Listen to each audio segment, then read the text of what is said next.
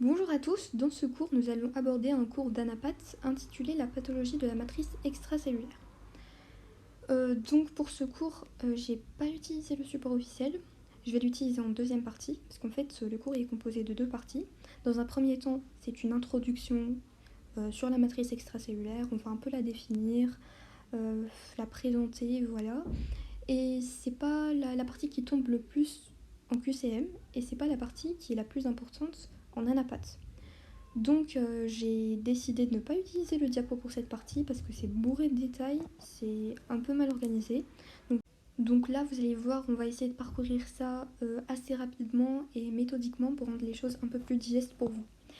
On commence donc très rapidement, bismillah.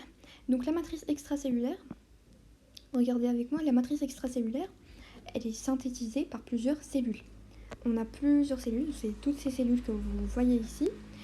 Et tout simplement, ce qui est différent d'une cellule à une autre, c'est un peu la localisation de la matrice extracellulaire.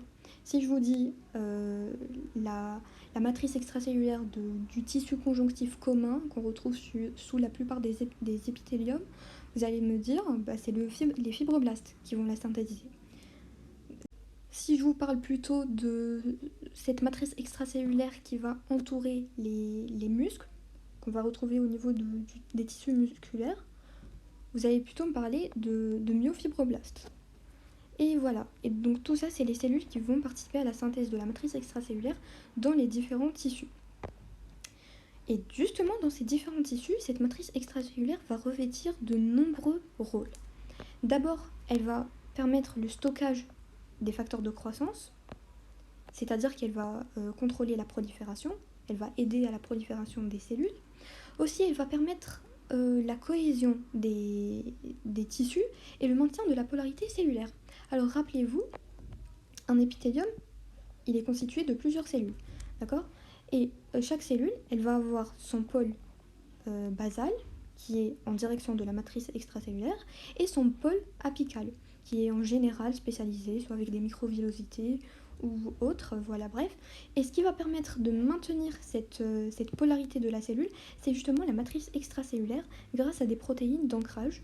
Et donc on aura cette cellule qui va rester en place. Et donc elle va permettre le maintien de la forme de l'épithélium. Elle va également permettre la mobilité cellulaire. Alors si vous vous rappelez, toujours en première année, toujours en cyto, je ne sais pas si vous avez une bonne mémoire, mais vous avez fait ça en première année, eh bien, on parlait d'un épithélium, d'accord ? Et juste en dessous, on a une matrice extracellulaire. Cette matrice extracellulaire est composée de plusieurs cellules qui vont participer à sa synthèse. On va parler de ça dans un très petit instant. Et, eh bien, donc comme on a, dans cette matrice extracellulaire, on a ces cellules qui vont participer à sa synthèse, mais d'un autre côté, on a d'autres cellules qui ne vont pas participer à sa synthèse. Là, je parle notamment des macrophages, des cellules immunitaires. Et ces cellules immunitaires, en général, elles sont pas activées, d'accord ? Ce qui va participer à leur activation, c'est les différents stimuli pathogènes. Et quand on va les activer, elles vont devoir se déplacer sur la matrice extracellulaire grâce à des protéines d'ancrage qu'on retrouve dans cette matrice extracellulaire. Et on appelle ça le mouvement améboïde. Donc voilà, c'était un bref petit rappel. Qu'est-ce qu'on peut dire donc de cette matrice extracellulaire ? C'est qu'elle n'est pas une substance amorphe. Amorphe, ça veut dire qu'elle n'a pas de forme, qu'elle ne bouge pas, que c'est comme une image comme ça qu'on dessine. Eh bien non, la matrice extracellulaire n'est pas une substance amorphe, elle est plutôt dynamique. On a un mouvement, il y a des changements, il y a des molécules qui sont synthétisées, il y a... voilà, ça bouge. Et donc en fait, la matrice extracellulaire, on peut dire qu'elle est faite de deux types. On a deux types de matrices extracellulaires. On a d'abord la matrice interstitielle. Alors cette matrice interstitielle, comme elle est citée dans le cours, voilà, je reprends les termes du cours. Cette matrice interstitielle, c'est tout simplement cette matrice qu'on va retrouver en dessous de l'épithélium. Elle sera composée de cellules, elle sera composée de... elle ne sera pas composée de cellules, elle sera synthétisée par les cellules. D'accord, je vais détailler ça dans un petit instant. Et d'un autre côté, on a la lame basale. Alors la lame basale, elle est située juste en dessous de l'épithélium. C'est comme une couche bien individualisée qu'on arrive à différencier d'un côté de l'épithélium, c'est pas l'épithélium, et qui est aussi individualisée de la matrice extracellulaire. Cette lame basale sera synthétisée à la fois par les cellules épithéliales et les cellules qu'on retrouve au niveau du tissu conjonctif. Et voilà. Donc ces cellules qu'on retrouve, mésenchymateuses, qu'on va retrouver au niveau du tissu conjonctif, vont participer, elles aussi, à la synthèse de la matrice extracellulaire. Donc si je vous dis, en fait, le tissu conjonctif, il est finalement composé de quoi? Eh bien, c'est simple, il est composé de cellules et de matrices extracellulaires. Cette matrice extracellulaire sera synthétisée par ces cellules. Et on va dire de quoi elle est composée, cette matrice extracellulaire.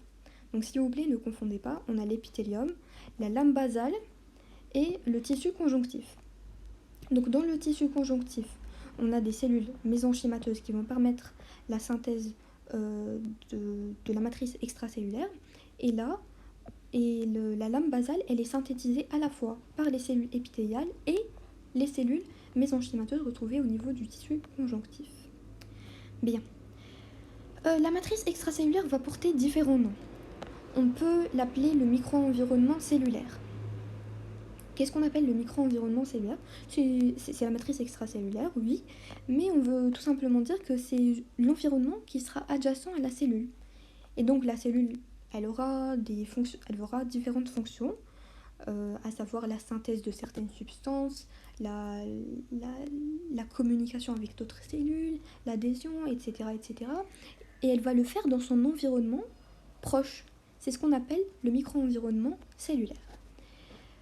On l'appelle également substance ou milieu ou espace intercellulaire, ça a exactement le même sens.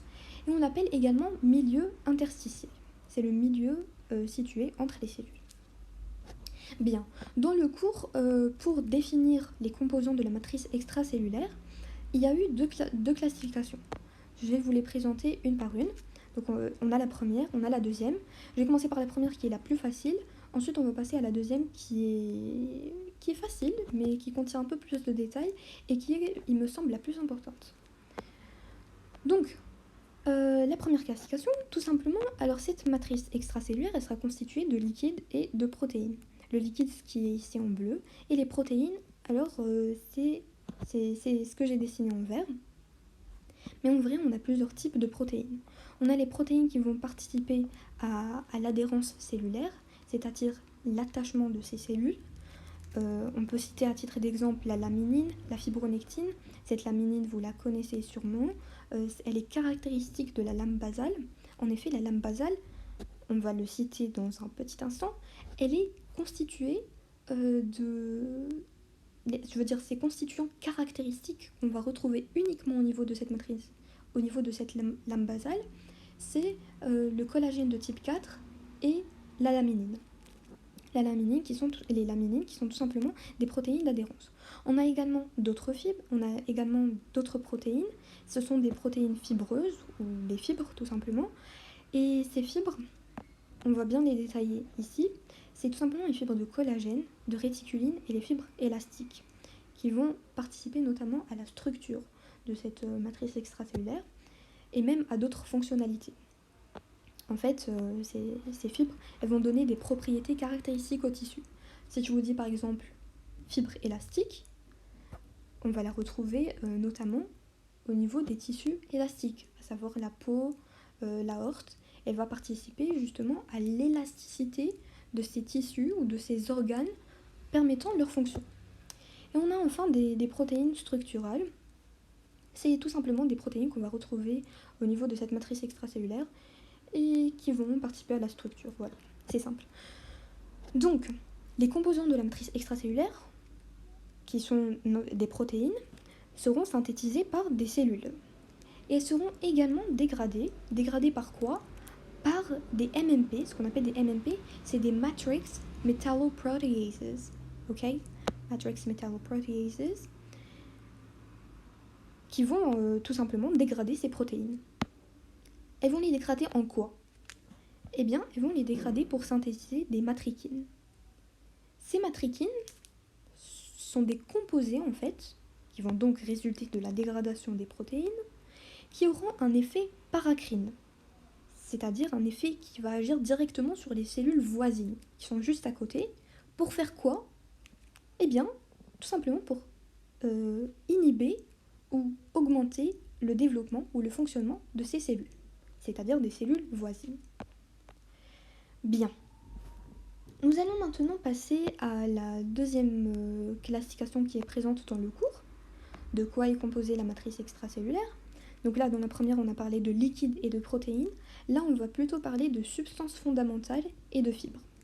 Alors remarquez bien, ce qu'on a fait là, c'est qu'on a pris les fibres. On les a mis d'un côté, et la substance fondamentale, elle sera constituée du liquide et de ces protéines. Donc la substance fondamentale, c'est tout simplement cette substance qui, en plus du liquide qu'elle va contenir, elle sera également constituée d'autres composés. D'autres composés, notamment des protéines, mais pas que. Par exemple, l'acide hyaluronique. Alors l'acide hyaluronique, ce n'est pas une protéine, c'est ce qu'on appelle un GAG. Un GAG, c'est un glycosaminoglycane.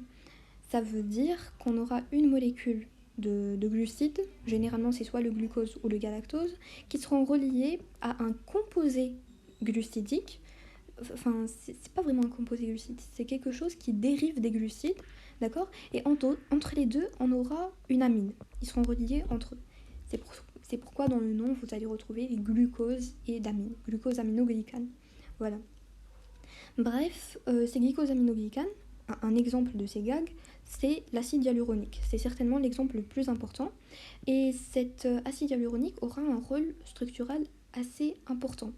Il va d'abord participer à la mobilité au niveau de la matrice extracellulaire. Il participe à l'adhérence et donc il va permettre la mobilité des cellules. Et il a également un rôle structural au niveau du cartilage. Il sera également responsable de la consistance assez gélatineuse de certaines parties de l'organisme, comme par exemple les articulations. En effet, à l'intérieur de l'articulation, on a ce qu'on appelle le liquide synovial, et ce liquide synovial est composé en grande partie d'acide hyaluronique. C'est ce qui va permettre de lui donner cette consistance gélatineuse. La même chose pour l'humeur vitrée au niveau de l'œil. Et voilà. En plus des gags, on aura des protéines, comme la laminine, qui est cette protéine qui va participer beaucoup à l'adhérence. Et puis les protéoglycanes, qui sont tout simplement des protéines qui seront liées à des gags. Donc des protéines plus des gags, on appelle ça des protéoglycanes. Nous passons maintenant aux fibres. Les fibres, c'est ces composés les plus importants de la matrice extracellulaire. Et je pense que vous les connaissez déjà parce que vous les avez déjà abordés en histo, en première année. On a le collagène, la réticuline et les fibres élastiques. Ce sont les 3 fibres qu'on retrouve au niveau de la matrice extracellulaire.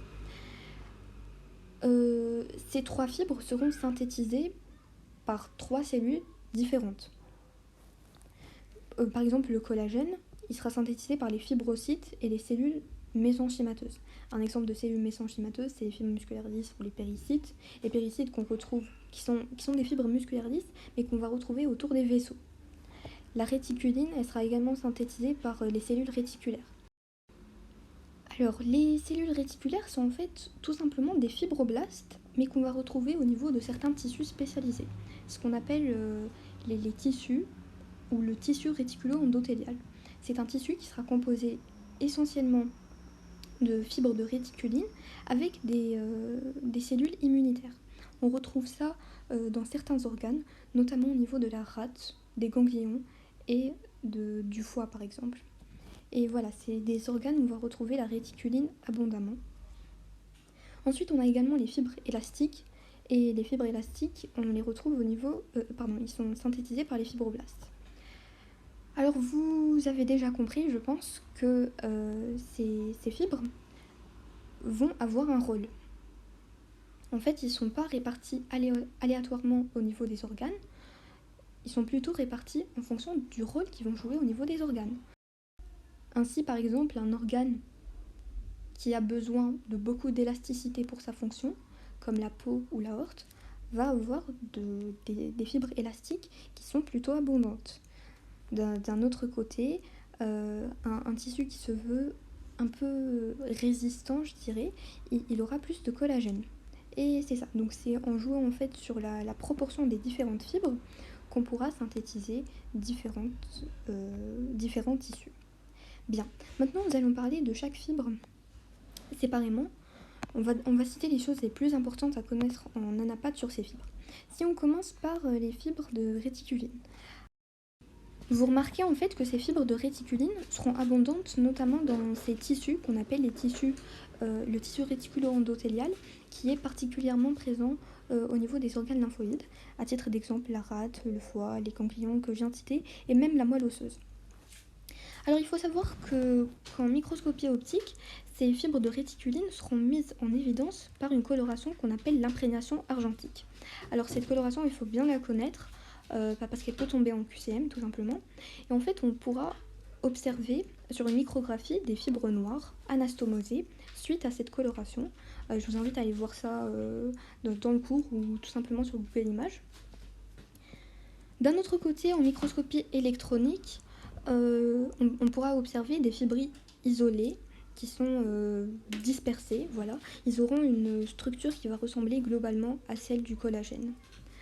Nous passons maintenant aux fibres élastiques. Ces fibres élastiques, leur principal rôle, c'est l'élasticité. Donc on va les retrouver au niveau des organes qui auront besoin de cette élasticité pour pouvoir établir leur fonction, comme l'aorte, le poumon ou encore la peau. Et ces fibres élastiques, elles seront mises en évidence soit par l'orséine, qui va donner une coloration brun sombre, ou encore par la fuchsine et la résorcine. En microscopie électronique, les fibres élastiques vont apparaître comme des microfibrilles apériodiques, contrairement aux fibres de réticuline et le collagène qui vont, elles, apparaître comme des fibres qui sont périodiques. Et on va expliquer pourquoi elles vont apparaître comme ça quand on va parler du collagène et de sa structure et de sa synthèse. Tout de suite, on va en parler tout de suite. Et voilà, donc les fibres élastiques, elles vont avoir une liaison entre leurs résidus de lysine et leurs caractéristiques, c'est qu'elles sont hydrophobes. Bien. Nous passons maintenant au collagène. Le collagène, déjà, on va parler de plusieurs éléments du collagène. On va commencer par leur aspect. D'accord ? En microscopie optique, ils vont apparaître comme une striation périodique. D'accord ? Contrairement aux fibres élastiques par exemple. Je viens juste de corriger une petite erreur d'inattention. Alors là, la striation périodique, on va l'observer en microscopie électronique. En effet, en microscopie optique, on devra les mettre en évidence par une coloration. Bon, il faut savoir que les fibres de collagène sont déjà visibles à l'HE. On va observer en effet une coloration éosinophile. Et on pourra ensuite les mettre en évidence par le trichrome de Masson. Donc retenez qu'en fait le trichrome de Masson il va permettre la coloration des fibres de collagène. Et là je vais vous expliquer un petit détail. Alors ce que vous devez retenir déjà c'est que ce trichrome de Masson il va permettre de mettre en évidence les fibres de collagène en les colorant soit en bleu soit en vert. D'accord ? Maintenant je vais vous expliquer. En fait le trichrome de Masson on l'appelle trichrome parce que c'est une coloration qui sera faite en 3 étapes. On aura une première coloration. D'accord ? Ensuite, une deuxième coloration qui ne nous intéresse pas et une troisième coloration. Alors là, c'est sa troisième coloration qui va nous intéresser. Cette troisième coloration, elle peut être soit verte, on appelle ça le vert lumière, soit bleu, c'est le bleu d'Annecy. Donc vous avez deviné que la coloration du collagène qui va apparaître va dépendre du choix de la troisième coloration. Voilà, j'espère que c'était assez clair. C'est d'un autre côté, ces fibres de collagène vont revêtir différents rôles. Là, je vais vous les présenter assez brièvement parce qu'on va en parler avec plus de détails. En effet, pourquoi je dis avec plus de détails ? Parce qu'en fait, le collagène, il sera divisé en plusieurs types. D'accord ? On va parler des types, je vais vous les présenter. Et chaque type aura un rôle qui lui sera propre. Si par exemple je prends le collagène de type 7, alors lui, il il va principalement intervenir dans l'ancrage. Si je prends le collagène de type 4 que vous connaissez, on va le retrouver principalement au niveau de la lame basale. Le collagène fibrillaire, vous inquiétez pas, on va expliquer c'est quoi. Lui, il aura plutôt un rôle dans la résistance et dans la fonction cellulaire. Par exemple, il va initier la coagulation. Alors vous savez que la coagulation, elle va commencer quand on aura une brèche au niveau des vaisseaux, d'accord? Et cette brèche, elle va permettre le contact du sang, qui est normalement à l'intérieur des vaisseaux, avec le collagène qui est en extracellulaire. Et donc on aura une initiation de la coagulation. Voilà, là je vous ai mis juste une petite remarque, comme quoi la lame basale, il ne faut pas oublier que ses composés principaux sont la laminine et le collagène de type 4. Bien. D'un autre côté, il faut également savoir que le collagène va avoir une organisation différente selon les organes dans lesquels il se retrouve. Par exemple, au niveau de la peau, on aura tendance à avoir un collagène qui va un petit peu dans tous les sens, c'est éparpillé, alors que dans le tendon, au niveau du tendon, où on a une structure quand même un peu plus solide, je dirais, on aura plutôt un collagène qui sera organisé d'une façon parallèle pour consolider cette structure justement. Bien, nous allons maintenant passer au type de... Donc là, nous allons parler des principaux types de collagène. Et pour ce faire, j'ai fait appel à ce petit résumé. Enfin, c'est pas un résumé, c'est une réorganisation du cours qui est faite directement à partir du cours. Donc, j'ai trouvé que c'était intéressant de travailler directement avec ça. Donc, je vais vous présenter les différents types de collagène et vous proposer quelques petits moyens mnémotechniques pour les retenir et retenir surtout leur répartition tissulaire. Bon, on a en fait 4 types de collagène. D'accord ? On a le collagène fibrillaire, le collagène associé aux fibrilles, le collagène qui va former un réseau et d'autres types de collagène. Nous allons commencer par parler du collagène fibrillaire. Déjà, remarquez, pour le collagène fibrillaire, on a le 1, le 2, le 3 et le 5. Et là, qu'est-ce qui se passe ? Donc on a 1 plus 2 égale à 3 et 2 plus 3 qui est égal à 5. D'accord ? Donc 1, 2, 3, 4, 5. 1, 2, 3, 5. Bien. Pourquoi on les appelle fibrillaires ? Tout simplement parce que leur répartition va former des fibrilles. D'accord ? Leur forme polymérisée va former des fibrilles.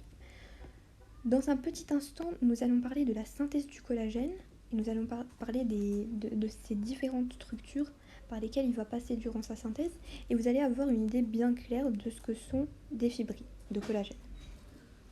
Pour la répartition tissulaire, c'est un peu la chose la plus barbante à prendre, mais on va essayer de simplifier ça. Donc le type 1, on va le retrouver au niveau des os, de la peau, des tendons, des ligaments et de la cornée. Déjà, vous savez que 1 en anglais c'est one, d'accord ? Le O de one, on le retrouve au niveau des os et de la cornée. Pour être encore plus précise, on pourra dire que os, en anglais, vous savez, c'est bone. Et bone, on a le mot one dans bone. D'accord ? Ensuite, pour un bone, pour je veux dire le tendon et les ligaments, alors sur le bone, qui est très bien dessiné ici, on a toujours des tendons qui vont se lier et des ligaments qui vont relier des os entre eux. Et le tout est recouvert par de la peau. Donc voilà, c'est un peu comme ça qu'on va retenir ces différents organes qui vont contenir le collagène de type 1. Ces fibrilles seront... Les fibrilles de type 2 seront retrouvées quant à eux au niveau du cartilage et au niveau du disque intervertébral. Alors je pense que vous pouvez déjà associer cartilage et disque intervertébral dans vos cerveaux parce que ça se ressemble un petit peu. Ils ont un peu des rôles similaires en fait.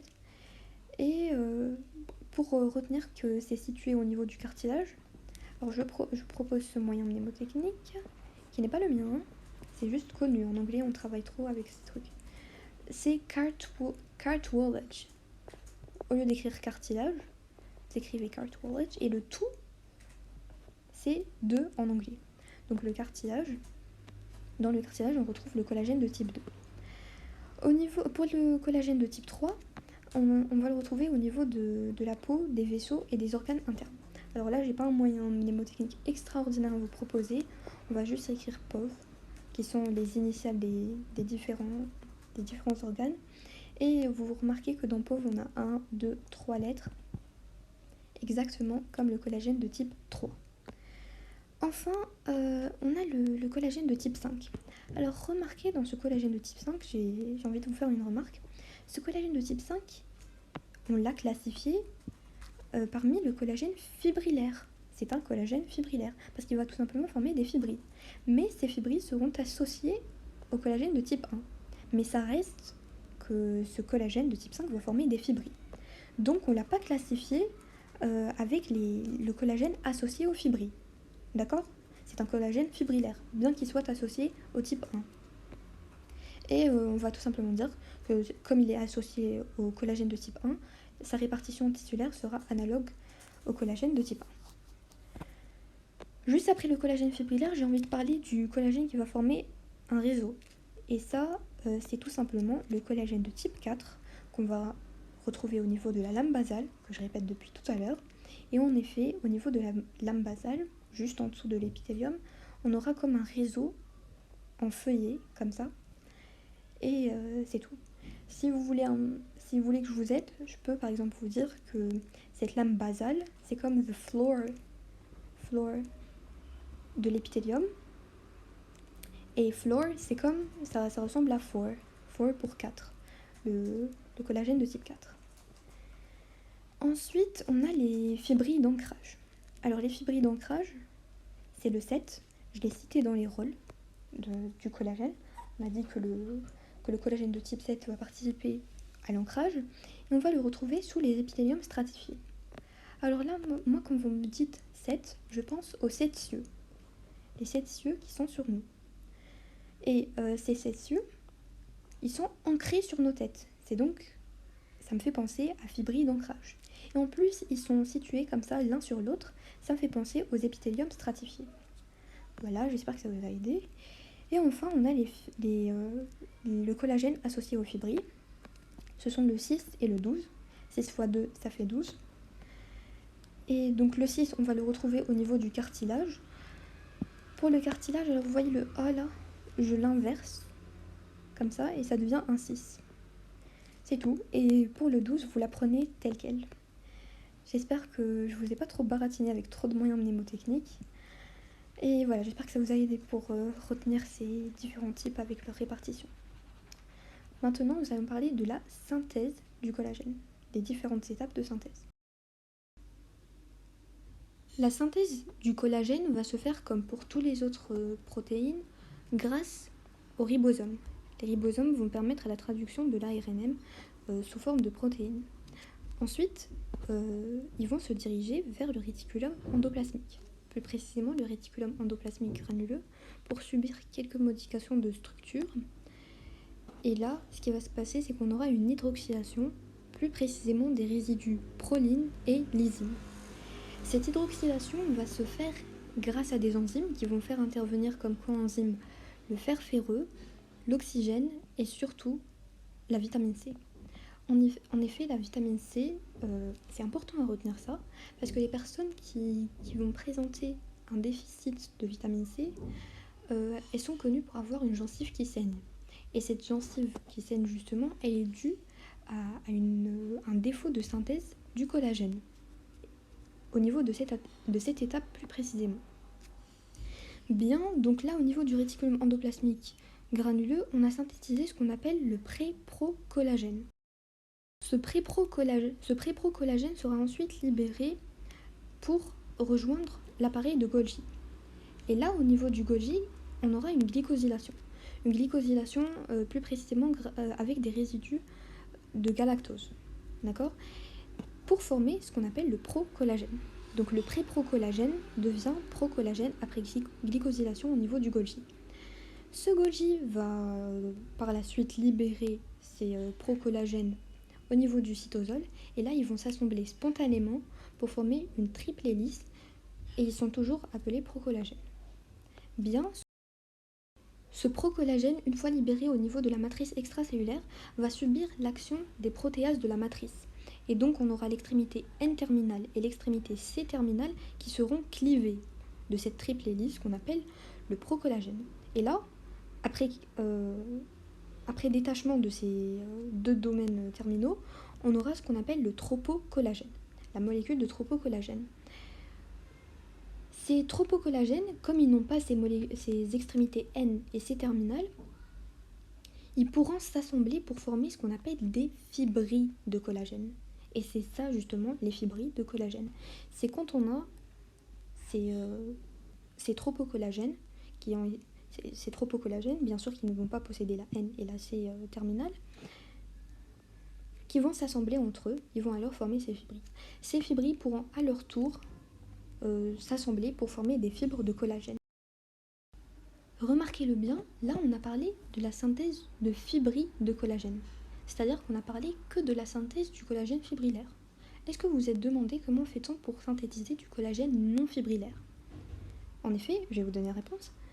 Alors ces extrémités, vous voyez ces extrémités N et C terminales, c'est elles qui vont permettre d'avoir cette structure en fibrilles. C'est elles qui vont permettre cet assemblage. Et en effet, elles ne sont clivées que dans le collagène fibrillaire. Dans le collagène non fibrillaire, on n'aura pas ce clivage de ces deux extrémités. Et voilà, c'est fini pour la synthèse du collagène.